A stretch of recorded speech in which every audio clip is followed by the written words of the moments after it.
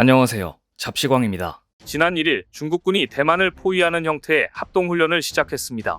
이른바 중국의 2027년 대만 침공설이 불거지는 가운데 중국의 훈련으로 중국과 대만 간 긴장은 더 고조되고 있습니다. 지난해 10월 라이칭더 대만 총통의 건국기념일 연설후 날카로운 검 2024라는 연합훈련을 실시한 후 약 6개월 만에 다시 대만 포위 훈련을 벌인 것이었습니다. 지난 1일 중국 인민해방군 동부전구 대변인은 1일부터 동부전구는 육군, 해군, 공군, 로켓군 등 병력을 동원하고 대만섬 주변 함선, 군용기가 여러 방면에서 대만섬에 접근할 것이라고 밝혔습니다. 중국 인민해방군은 이는 대만 독립 분열 세력에 대한 엄중한 경고이자 강력한 억제로 국가 주권과 국가 통일을 수호하는 정당하고 필요한 행동이라고 자신들의 행동을 정당화시켰습니다. 또한 군사행동이 담긴 포스터를 SNS에 올렸는데 포스터에는 대만 독립이라는 사악한 행동, 스스로 지른 불에 타 죽을 것이라는 문구가 적혀 있고 중국군 전투기가 군함이 대만 주요 도시를 포위한 지도가 그려져 있었습니다. 아예 중국 관영 매체는 공세훈련이 뉴노멀로 밥 먹듯 반복될 것이라는 의미라고 위협하기도 했습니다. 중국은 최근 이처럼 밖으로는 대만과의 긴장이 고조되고 안으로는 경제를 살려야 한다는 위기감이 고조되고 있습니다. 얼마 전 중국 최대 정치 행사인 양회에서는 5% 안팎 성장률 목표를 유지하겠으며 이따른 경기 부양책을 발표하고 시중에 유동성을 공급해 내수를 진작시키겠다는 의지를 발표했습니다. 하지만 양회에서 이러한 경제적인 목표를 세우고 발표를 했음에도 대중의 반응은 시큰둥합니다. 무엇보다 최근 중국 내부의 권력 지형에 변화가 있는 것은 아닌가, 시진핑의 권위가 바닥으로 추락한 것이 아니냐는 의문이 제기되고 있습니다. 대체 어떤 일들이 있었길래 이런 말이 나오는 것인지 오늘은 심상치 않은 중국의 분위기 자세히 전해드립니다. 먼저 시진핑 권력 기반이 약해지고 있는가라는 의문이 제기된 것은 중국 군부서열 2위인 장유샤의 태도에서 비롯됐습니다. 중국 군부서열 2위 장군이 시진핑을 공개적으로 무시하는 태도를 보였던 것입니다. 발단은 지난 3월 11일 양회가 끝나는 현장이었습니다. 시진핑이 퇴장을 할 때 사람들은 다 일어나서 시진핑 향하여 박수를 쳐야 합니다. 그런데 충격적인 장면이 있었습니다. 사람들은 다 일어나서 박수를 쳤는데 장유사는 일어나긴 했지만 시진핑 향하여 박수를 친 게 아니라 그냥 자기 가방만 정리하고 시진핑을 무시하는 듯한 장면이 카메라에 잡힌 것입니다. 그 장면을 보던 중국 전문가들은 중국에서는 있을 수 없는 일이 벌어졌다면서 놀라워했습니다. 전문가들은 이 장면이 장유사의 실수가 아니라고 봅니다. 그 뜻은 내가 지금 당신을 무시를 해도 된다, 큰 걱정 없다, 이런 의미를 내포한 행동이었다는 것입니다. 일단 카메라들이 쫙 있는데 그 자리에서 그냥 편안하게 자기 가방 정리를 하다니 이것은 시진핑을 무시해버린 것이나 다름없는 행동이라는 겁니다. 그래서 중국 전문가들은 이렇게 분석합니다. 이 장면을 봐도 그렇고 지금 장유사는 어느 정도 자기 세력을 키웠다. 그리고 지금 이런 장면이 나왔는데도 장유사는 생생하게 활동을 하고 있습니다. 만약 지금 시진핑 파워가 정말 예전처럼 막강했다면 장유사의 이런 행동을 용납하지 않았을 것이란 이야기입니다. 그런데 최근 중국 내부의 권력 다툼에서 이상한 징후가 발생했습니다. 그것은 중국 군부서열 3위였던 허웨이둥이 양회 이후 갑자기 사라진 겁니다. 이후 허웨이둥의 실종 이유를 두고 여러 가지 설이 난무하고 있는 가운데 가장 유력한 것은 부패 혐의로 구금되었다는 설이 제기되고 있습니다. 겉으로는 시진핑의 반부패 캠페인의 일환으로 보이지만 어쩌면 군 내부에서 권력 다툼으로 인해 오히려 군부의 실력자 허웨이둥이 시진핑 불만 세력에 의해 역숙청 당한 것이 아니냐는 의혹도 제기되고 있습니다. 중국 군부 내 시진핑 국가주석의 주요 신복 중 하나로 꼽혀온 허웨이둥 중앙군사위원회 부주석이 공개석상에서 사라지자 지금 서방 언론들은 부패에 연루되어 구금된 것인가라는 의혹이 힘을 얻고 있습니다. 또한 시 주석과 군부 간 갈등이 빚어지고 있는 게 아니냐는 시각까지 등장하고 있습니다. 미국 블룸버그 통신에 따르면 중국 국방부는 최근 정례 브리핑에서 허웨이둥 부주석 구금 보도에 관한 질문에 제공할 정보가 없다고 답변했습니다. 지난해 둥진 국방부장이 부패 혐의로 조사를 받고 있다는 언론 보도에 날조라며 완강히 부인한 것과는 대조됩니다. 허웨이둥 부주석이 자취를 감춘 건 중국 최대 정치 행사 양회가 폐막한 11일부터입니다. 허 부주석은 시주석이 17년간 근무한 푸젠성에서 매진인맥인 푸젠방으로 분류되는데 시진핑 3기가 시작된 2023년 3월 200만 인민해방군을 지휘하는 중앙군사위 부주석으로 임명되는 등 시주석의 총애 속에서 초고속 승진했다는 평가를 받는 인물이었습니다. 그런데도 실각한 것을 두고 일부 전문가들은 직접 선발해 승진시킨 장교라 할지라도 경쟁을 용납하지 못하는 시주석은 잠재적 경쟁자를 제거할 수밖에 없다고 분석하기도 합니다. 하지만 또 다른 의견도 있습니다. 시진핑 주석의 군부 장악력이 약해지고 있는 게 아니냐는 분석입니다. 시 주석의 강력한 부패군인 숙청 작업에 기득권 세력이 불만을 품었고 이들이 군부 내 친시진핑 세력에 대한 역숙청에 나섰을지도 모른다는 것입니다. 앞서 지난해 푸젠방의 일원인 랴오화 중국 공산당 중앙군사위 위원 겸 정치공작부 주임이 정직 처분을 받은 바 있는데요. 이 결정 직후 인민해방군 기관지 해방군보에는 시진핑 주석의 독단적 리더십을 비판하는 매우 이례적인 보도가 실렸습니다. 그러자 시진핑 주석에 대한 군부 내 불만이 형성되고 있다는 소문을 낳았습니다. 또한 중국 군부와 경찰 조직 내에서 시진핑에 대한 충성도가 낮아지고 있다는 소리도 들려옵니다. 중국에서 총을 가질 수 있는 기관은 경찰과 군부입니다. 특히 중국 국가안전부 하면 예전부터 완전히 시진핑에게 충성하는 조직이었습니다. 국가안전부 장관부터 시작해서 다 시진핑의 사람이었다는 이야기입니다. 그런데 충격적인 뉴스가 있습니다. 최근 국가안전부에서 한무제를 비판하는 문건을 낸 겁니다. 한나라 황제 한무제를 전쟁을 자주 시도했고 커다란 국가적 프로젝트로 돈을 너무 많이 써서 나라를 약하게 만들었으며 상인들을 무시한 황제로 비판하고 있었습니다. 이런 이야기를 들으면 다른 나라 사람들은 감이 오지 않겠지만 중국인민들은 이게 누구를 비판하는 것인지 감이 딱 옵니다.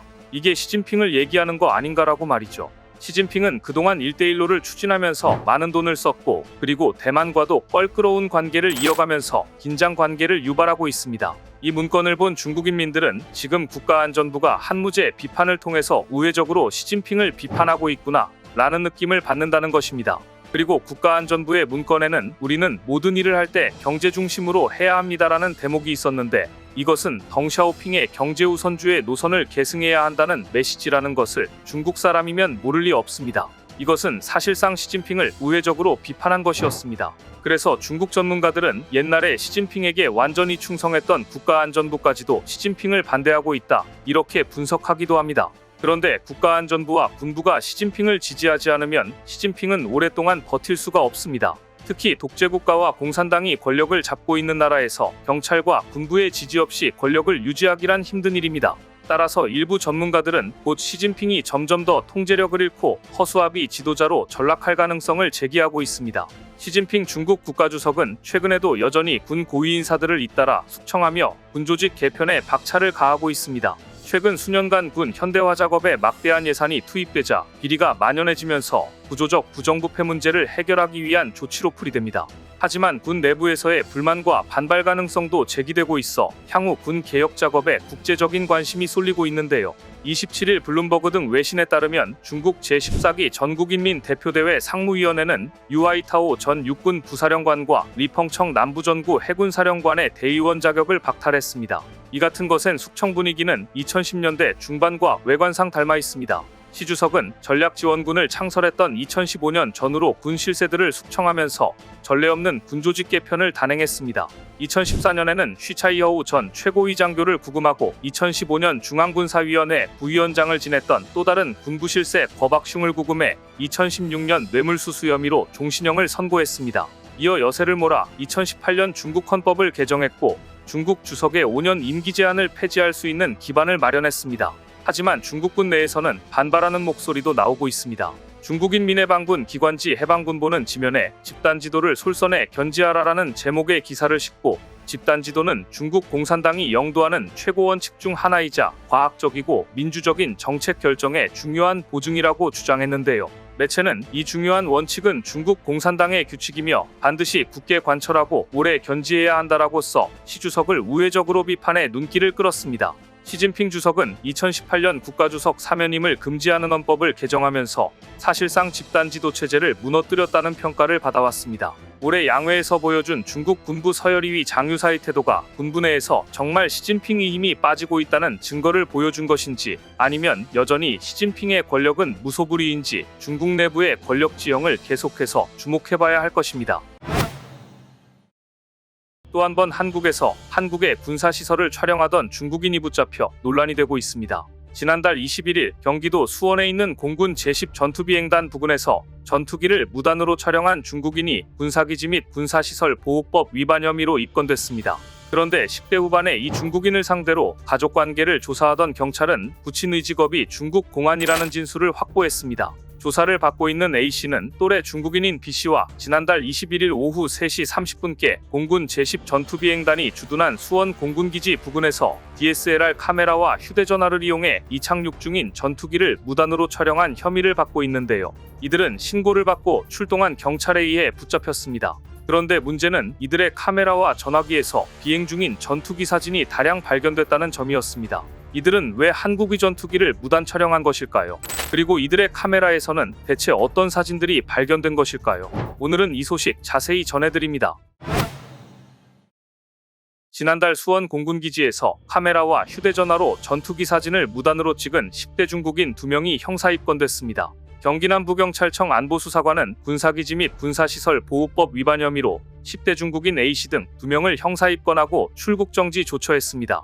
이들은 중국 소재 고등학교 재학생으로 사건 발생 3일 전 관광비자로 한국에 들어온 것으로 확인됐습니다. 이들이 소지하고 있던 DSLR 카메라와 휴대전화에서는 비행 중인 전투기 사진이 다량으로 발견됐는데요.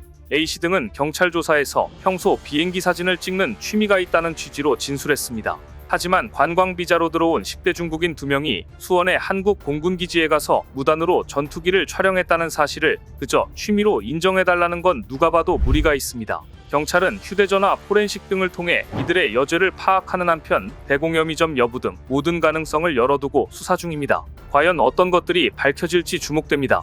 그런데 이 사건 외에도 중국인들의 한국 군시설 촬영은 사실 어제 오늘의 일이 아닙니다. 작년 6월 25일 부산에 온 미국 항공모함을 드론으로 불법 촬영한 혐의로 중국인 3명이 붙잡힌 일이 있었는데요. 경찰과 정보당국이 이들의 디지털 기기를 포렌식해 분석한 결과 이들은 지난해 6월뿐 아니라 최소 2년에 걸쳐 한국의 다른 군사시설까지 촬영한 정황이 포착돼 충격을 안겼습니다. 이들 중국인 유학생 3명은 2024년 6월 25일 한미일 군사훈련에 참가하기 위해 부산 작전기지에 입항한 미국 항공모함 시어도어 루즈벨트함을 촬영하기 위해 인근 야산까지 올라갔습니다. 이 야산에서 해당 행사장까지는 약 5분 정도였고 이들은 드론을 띄워 루즈벨트함을 찍다가 경찰에 적발됐습니다. 당시 대통령의 루즈벨트함 승선 계획에 맞춰 경호작전을 펼치고 있던 육군장병이 행사장 인근 상공에 드론이 있는 것을 신고한 후 군경이 합동작전에 돌입해 이들 3명의 신병을 확보했는데요. 행사 직전 범행이 들통났으니 망정이지 민감한 정보가 새나갈 뻔했던 것입니다. 그런데 이들 역시 당시 경찰 조사에서는 단순한 호기심에 촬영을 했다고 진술했습니다. 하지만 경찰과 국정원, 군 등이 이들의 휴대전화와 노트북 등 개인 전자기기를 포렌식해 분석한 결과 최소 2년 전부터 해당 군사기지를 비롯해 인근 군사시설 등을 촬영한 정황이 포착됐습니다. 이를 확인한 경찰과 정보당국은 중국 유학생들이 초기 진술과는 달리 호기심에서 비롯된 우발적 행위가 아니라 촬영이 2년여에 걸쳐 사전에 기획됐을 가능성이 있다고 보고 수사를 벌였는데요. 외국인이 한국 군사시설 등을 무단 촬영하는 건 군사기지 및 군사시설보호법 위반이며 구체적인 촬영 배경에 대한 조사가 불가피하기 때문입니다. 더구나 미심쩍은 부분은 한두 가지가 아니었습니다. 일부 유학생은 한국에서 공부하다 중국으로 가 회사 생활을 한 뒤 다시 돌아온 것으로 알려졌습니다. 왜 다시 한국에 돌아온 것일까요? 수사당국은 이들을 출국 정지하고 조만간 다시 소환해 대공 혐의점이 있는지 집중했습니다. 그리고 최근 이 사건의 중간 조사 결과가 나왔는데 상당히 의심스러운 부분이 많았습니다. 사건을 조사하면 조사할수록 경찰, 국군방첩사령부, 국가정보원으로 구성된 합동수사단은 부산 해군작전사령부 작전기지에 입항한 미 핵추진항모 루즈벨트함을 불법 촬영한 혐의로 입건된 중국인 유학생 3명이 중국 정보기관의 지시를 받고 조직적으로 행동에 나섰을 가능성이 상당하다고 보고 있습니다. 먼저 미 항공모함을 불법 촬영한 혐의로 수사를 받았던 중국인 유학생 중 1명은 과거 우수 공산당원으로 선정된 것으로 드러났습니다. 만일 해당 사건이 중국 기관의 지시를 받은 계획범죄라는 점이 밝혀진다면 입건 당시 적용한 군사기지 및 군사시설 보호법 위반 혐의 외에 이적 혐의로 추가 입건이 가능하다는 게 수사당국의 판단입니다. 특히 드론을 조종한 중국 유학생은 2021년 5월 중국시 대학에서 우수 공산당원으로 뽑힌 인물이었고 심지어 휴대전화 포렌식 결과 중국 공안 관계자 연락처와 중국 공산당 소식지가 대거 확인됐습니다. 정보당국은 적발된 유학생들이 장기간 한국 군사기지와 주요 장비, 미 항공모함 등에 대한 정보를 수집하고 이를 본국에 보고해온 것으로 추정하고 있습니다. 실제 수사 과정에서 이들이 찍은 것으로 보이는 한미의 군사시설 사진 수백 장이 발견됐습니다. 수사당국은 이들이 2022년 9월 부산 해작사 영내관찰이 용이한 야산을 사전 답사했고 2023년 3월 입항한 미 핵 추진 잠수함 스프링필드함 그리고 항모 니미츠함 등도 촬영했다고 보고 있습니다. 당국은 정보 수집에 두각을 나타내 우수 공산당원으로 뽑힌 인원이 한국에 파견됐을 가능성도 배제하지 않고 있습니다. 이들 외에도 지난해 국내에서 해외 배송업체 직원으로 일하는 40대 중국인 남성이 국가정보원 청사를 드론으로 촬영하다 적발돼 경찰 조사를 받은 일도 있었습니다.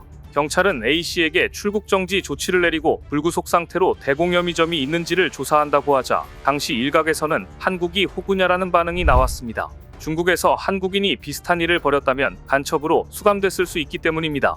작년 12월 중국 안우이성 허페이시에 거주하던 교민은 자택에서 자던 중 허페이시 국가안전국 소속 수사관들에게 연행돼 호텔에서 5개월간 조사를 받았습니다. 연행 당시 제시된 문건에 따르면 B씨에게 간첩 혐의가 적용되는데요. 중국의 반도체 정보를 한국으로 빼돌렸다는 게 이유였습니다. B씨는 20년 가까이 한국 반도체 기업 분야에서 일해온 기술자로 해당 분야의 전문가였습니다. 중국 디램 반도체 업체인 창신메모리가 2016년 한국인 반도체 인력 10명을 영입하면서 이곳에 입사하게 됐는데 허페이시 국가안전국은 B씨가 창신메모리에 근무하며 반도체 관련 정보를 한국으로 유출했다고 의심했습니다. 개정된 중국의 반간첩법에서는 중국의 국민, 조직 또는 기타 조건을 활용해 제3국을 겨냥해 시행하는 활동이 국가안보를 위협하는 경우 간첩 행위로 처벌할 수 있다고 규정하고 있습니다. 국가안전국은 B씨의 사례가 이에 속한다고 보고 한국인으로서는 처음으로 개정된 반간첩죄 혐의를 적용했다고 하는데요. 지난 5월 중국 검찰이 국가안전국으로부터 사건을 넘겨받아 B씨를 구속했습니다. 재판에서 형법상 간첩죄가 적용되면 통상 징역 3년에서 10년이 선고되며 사안이 엄중하면 사형과 무기징역도 가능합니다. 중국은 작년 7월 1일 국가안보 강화에 중점을 두고 반간첩법을 개정하면서 간첩 행위의 정의를 확대했고 그 중에는 군사시설, 주요 국가기관, 방산업체 등 보안통제구역 인접지역에서의 촬영 행위가 추가됐는데요. 만일 중국에서 외국인이 드론으로 중국의 전투기를 촬영했거나 중국 보안당국을 촬영하다가 적발됐다면 아마도 반간첩법으로 구속되었을 것입니다. 이처럼 중국인의 한국 내 군시설 촬영이 논란이 되고 있는 와중에 최근 중국인 일당이 현역 군인으로부터 우리 군의 기밀을 빼돌리려다 적발돼 군 당국이 수사에 착수하는 등 문제가 끊이지 않고 있습니다.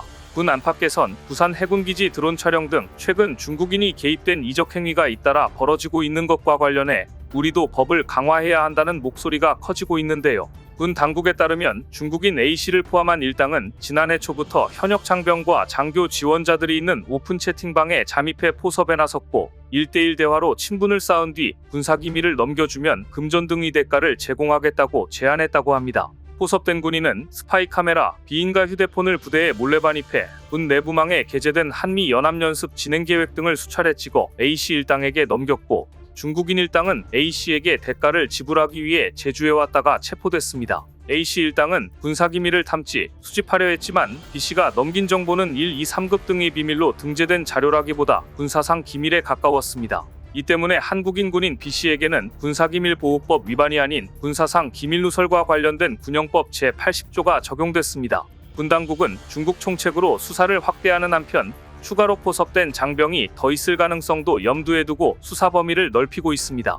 그런데 중국인 A씨 일당 가운데 중국 군 소속이라고 밝힌 인물이 있었다는 증언이 나와 일각에선 군 당국의 수사권이 중국 본토에 닿기엔 한계가 있어 진상규명이 쉽지 않을 것이라는 얘기도 나오고 있습니다. 따라서 군 안팎에선 최근 중국인에 의한 국가중요 정보 유출 사건이 연이어 벌어지고 있어 사태를 심각하게 봐야 한다고 주장하고 있습니다. 지금까지 드러난 사건은 빙산의 일각에 불과할 수 있다는 의미인데요. 미국 법무부에 따르면 2011년부터 2018년 사이 미국에서 발생한 간첩 행위와 관련된 사건의 90%가 중국인과 연관되어 있는 것으로 알려졌습니다. 일본 시사 잡지 슈칸다이슈는 2017년 4월호에서 일본 내 중국인 간첩 수는 5만 명에 이른다고 전하기도 했습니다. 중국인 간첩들은 미국과 일본 외에도 한국, 대만, 북한 등 아시아는 물론 유럽 전역에 퍼져 있는데 이들은 대부분 유학생, 식당 종업원, 예술가, 유흥업 종사자 등으로 신분을 위장해 활동하고 있는 것으로 나타나고 있습니다. 따라서 전문가들은 한국도 정보 관련 부처의 권한을 확대해서 국내에 들어와 있는 외부 간첩 세력을 통제하고 관련 법도 개정할 필요가 있다고 지적하고 있습니다. 중국 국가정보법에 따르면 중국인들은 해외에 나가 있어도 중국 정부의 요구가 있을 때는 개인이 알고 있는 정보를 제공하고 이를 위해 협조하고 협력해야 한다고 못 박아 두고 있을 만큼 철저하게 정보를 얻기 위해 발벗고 나서고 있는데 우리는 너무 안일하다는 것입니다.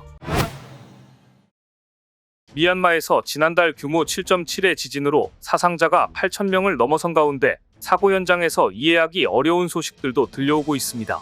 실종자 수색을 위해 일본에서 개발된 바퀴벌레를 미얀마에 파견해 화제가 된 것인데요. 싱가포르 일간 스트레이츠 타임스는 내무부사나 AI 연구소 HTX는 난양이 공대학 클라스 엔지니어링 솔루션과 함께 개발한 바퀴벌레 사이보그 10마리를 지난달 30일 미얀마에 파견했다고 보도했습니다. 앞서 싱가포르는 민방부대가 파견돼 지진 현장의 구조 및 재난 지원을 위한 라이온하트 작전을 펼치고 있습니다. 스트레이츠 타임스는 인도주의적 임무에 사이보그가 투입된 것은 이번이 세계 최초이며 곤충 하이브리드 로봇이 현장에 배치된 것도 최초라고 강조했습니다. 이번에 파견된 바퀴벌레 사이보그는 약 6cm 길이의 마다가스카르 휘바람 바퀴에 적외선 카메라와 센서를 장착했고 몸에 부착된 전극으로 바퀴벌레를 자극해 원격으로 움직임을 제어하는 방식이었습니다. 바퀴벌레 사이보그는 크기가 작기 때문에 잔해 아래 좁은 공간도 탐색할 수 있다는 장점이 있고 카메라와 센서를 통해 수집된 정보는 머신러닝 알고리즘으로 처리되어 생명체의 존재 여부를 판단할 수 있습니다. 매체는 사이보그 바퀴벌레가 생명체의 존재 여부를 감지한 정보는 다시 무선으로 전송돼 구조인력 배치에 도움을 준다고 보도했는데요. 그런데 이 사이보그 바퀴벌레를 투입해달라고 요청한 구조대는 생존자 수색에 나선 일본 자위대 지원부대였습니다. 미얀마 병원 붕괴 현장에서 싱가포르 민방부대와 함께 수색에 나선 일본 자위대 지원부대는 수색견을 동원해 현장 일부를 수색한 뒤 잔해 아래를 더 깊이 살펴보기 위해 HTX에 바퀴벌레 사이보그 투입을 요청했고 이에 따라 약 45분간 수색 작업에 나섰다고 하는데요. 결과는 어떻게 되었을까요? 사이보그 바퀴벌레는 3월 31일에는 축구장 2개 넓이의 병원 붕괴 현장에 4월 3일에는 수도 네피도에 2차례 투입됐습니다. 하지만 생존자와 관련된 어떠한 흔적도 찾지 못했습니다. 아무런 성과가 없었던 것입니다. 사이보그 바퀴벌레 개발을 주도한 인물은 히로타카 사토 싱가포르 난양공대 기계항공우주학과 교수입니다. 히로타카 교수는 2022년 일본 이화학연구소와 함께 자가발전 및 충전을 할 수 있는 사이보그 바퀴벌레를 발표했고 2023년 위치 제어 프로세서와 적외선 카메라의 결합도 발표했습니다. 그런데 사실 이 사이보그 바퀴벌레는 로봇이 아닙니다. 진짜 바퀴벌레에 조악한 장치를 설치한 것입니다. 일본 자위대 구조대가 뜬금없이 바퀴벌레 투입을 요청한 건 일본인 과학자가 연구한 사이보그 바퀴벌레를 투입해달라는 것이었지만 아직까지 성과는 없었습니다. 일각에서는 미얀마 지진을 이용해 일본에서 황당한 실험을 했다고 비난하고 있습니다. 미얀마 지진에 관한 자세한 분석 결과도 하나둘 발표되고 있습니다. 지난달 28일 미얀마를 강타한 규모 7.7 규모의 강진은 지진의 파열 에너지가 땅속을 매우 빠르게 이동해 피해를 증폭하는 슈퍼가위 지진일 수 있다는 분석이 나와 충격을 주고 있습니다. 학술지 네이처는 이번 미얀마 지진이 초음속 분출과 같은 지진이라는 독일 포츠담 지구과학연구센터의 지진학자 프레데릭 틸만의 분석을 소개했습니다. 소리의 속도인 음속보다 빠르게 날아가는 초음속 비행기가 소닉붐이라 불리는 충격파를 발생시키듯 지진으로 발생한 에스파보다 단층의 파열 속도가 더 빠른 지진을 슈퍼가위 지진이라 부르는데 이 지진이 미얀마를 강타했을 가능성이 높다는 것입니다. 통상적인 지진에서는 단층의 파열이 에스파의 70%에서 90% 속도로 전파됩니다. 뉴욕주 코넬대 지진과학자인 주디스 어바드도 초기 관측을 보면 단층의 양쪽이 최대 6.5m까지 미끄러져 우리가 본 지진 중 가장 큰 규모였다. 속도도 놀라워서 전체 파열이 약 90초 만에 일어났다고 네이처에 말했습니다. 이 설명이 맞다면 이번 지진으로 파열된 사가잉 단층이 400km 이상 파열됐을 수 있습니다. 앞으로 연구자들은 지진 전후 촬영된 이 지역 위성사진을 통해 이를 확인할 수 있을 전망인데요. 슈퍼가위 지진의 특징은 지진파보다 지진에 의한 파열이 더 빠르게 이동하는 것입니다. 이 경우 더 먼 거리에 더 큰 피해를 초래할 수 있습니다. 이번 지진 때 진앙에서 1000km 떨어진 태국 방콕시의 고층 건물이 무너진 것이 이를 증명하고 있습니다. 이번 지진으로 사가잉 단층이 강한 충격을 받았다면 추가로 발생하는 지진은 중국 본토에까지 영향을 미칠 수 있다는 분석까지 나오고 있습니다. 미얀마는 인도 지각판과 유라시아 지각판의 경계지대에 위치해 그만큼 지질학적으로 활동적인 지역입니다. 사가잉 단층은 파열된 두 개의 지각 조각이 서로 미끄러져 지나가는 구조입니다. 미얀마 국토를 남북으로 1200km 이상 가로지르고 있으며 1990년대 이후 규모 7 이상의 강진이 6번 발생할 정도로 지진이 자주 일어나는 지역인데요. 하지만 어찌된 일인지 최근에는 거의 지진이 발생하지 않았는데 이로 인해 장기간의 에너지가 쌓여 단층 파열이 일어나기 쉬운 지진 공백 상태였다는 분석이 나오기도 했습니다. 이번 미얀마 지진과 같은 슈퍼가위 지진은 대형 강진에서 드물게 일어납니다. 2000년대에 들어선 2001년 중국 쿨룬 지진, 2008년 중국 수찬 지진, 2018년 인도네시아 술라웨시 지진, 2023년 튀르키예, 시리아 지진 등에서 이런 현상이 관측됐습니다.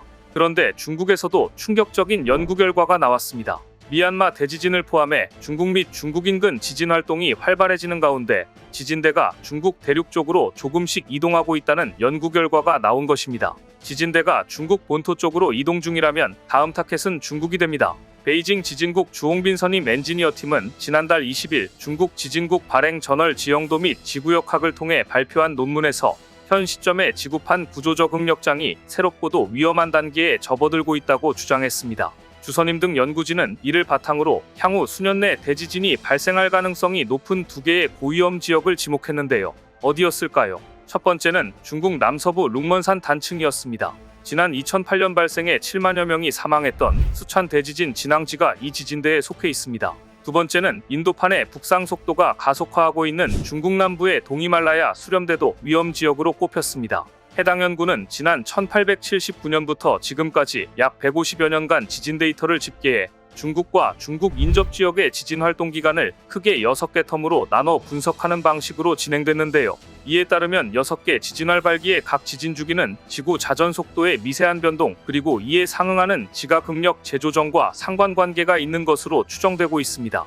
1897년부터 1912년까지의 지진 활발기에는 동아시아 파미르 고원과 바이카로수를 연결하는 지진대를 따라 12개 대지진이 집중적으로 발생했는데요. 이후 시계 방향으로 지진 활발 지역이 이동하는 양상으로 전개됐습니다. 또한 2016년 이후이자 현재 진행 중인 6번째 활발기는 바야나르 단층 외곽으로 집중돼 있다는 게 연구진의 설명입니다. 바야나르 단층은 고위험 지역으로 지목된 중국 남서부 룽먼산 단층과 접해 있습니다. 이 응력장은 북동쪽으로 전이될 가능성이 높고 이에 따라 중국 서부 수촨성과 남부 윈난성 이에 밀접한 히말라야 전선 일대가 지진 위험 지역으로 지목됐습니다. 베이징 지진국은 해당 지역은 새로운 지진 활발기의 초기 단계에 진입했을 가능성이 높다고 말했는데요. 미얀마에서 수천 명의 생명을 앗아간 규모 7.9의 이번 지진 역시 해당 지진 활발 지역에서 전이된 응력에 의해 발생했을 가능성이 크다는 게 연구진의 분석입니다. 실제로 진앙은 티베트 고원 남부 남동부 가장자리에서 약 280km 떨어진 지점이었습니다.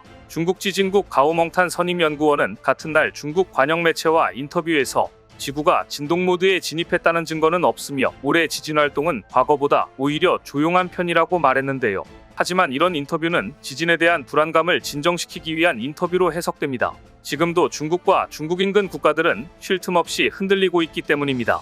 지난달 베이징 인근에서도 지진이 발생해서 교민사회까지 불안에 떨어야 했는가 하면 미얀마 지진 이후 남태평양 섬나라 통가, 중국 남부 티베트와 신장, 광둥 등지에서 소규모 지진이 잇따라 발생했던 것입니다. 심지어 최근 중국에서는 지진 위험 반응이라 불리는 현상이 포착돼 불안을 가중시켰습니다. 중국 상하이 인근 도시의 하늘이 핏빛으로 변하는 현상이 포착된 것입니다.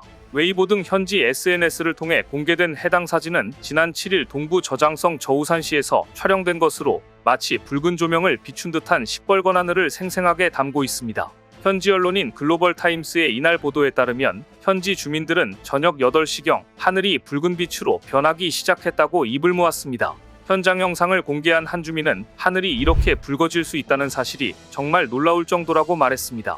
현지 주민 사이에서는 저우산시 인근 항구에서 큰 화재가 발생했다는 설이 돌았고 일각에서는 대지진 또는 종말을 두려워하는 목소리가 나왔습니다. 일부 네티즌은 당국이 코로나19 확산 방지를 이유로 인근 상하이시를 봉쇄한 것에 대한 하늘의 벌이라고 주장하기도 했습니다. 하늘 전체가 붉게 물든 기이한 현상은 몇 시간 동안 계속된 것으로 알려졌습니다.